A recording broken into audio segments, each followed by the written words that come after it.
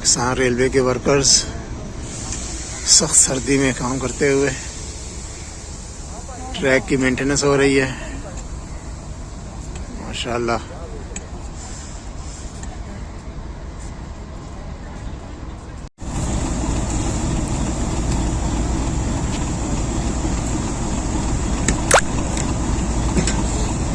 तीन घंटे और 25 मिनट की तख़ीर से 45 of Pakistan express Faisalabad railway station पे पहुंच रही है। पाकिस्तान की सबसे लंबी ट्रेन। आइए आज इसका अराइवल देखते हैं फैसलाबाद में।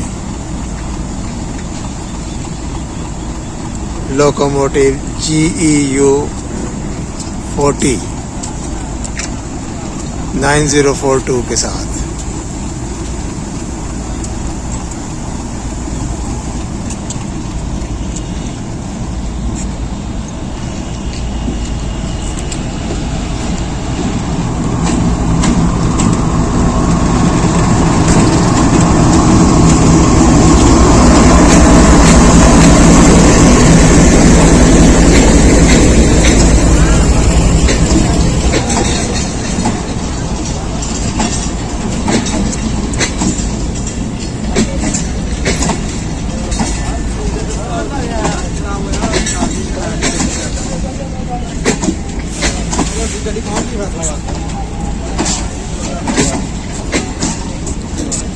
फॉग की वजह से ट्रेन बहुत लेट हो रही हैं आजकल।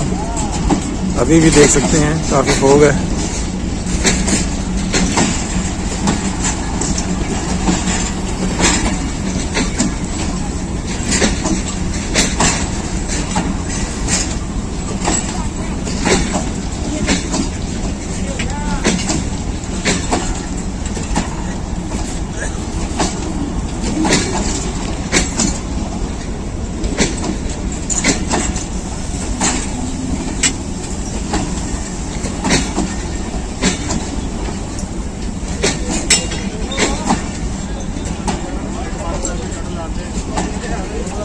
पीछे जा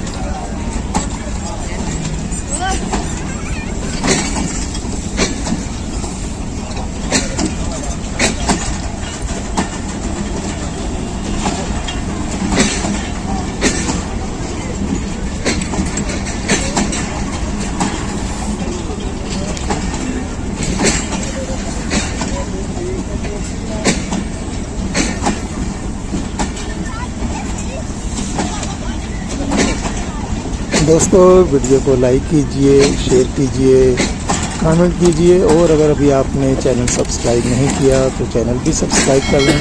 शुक्रिया।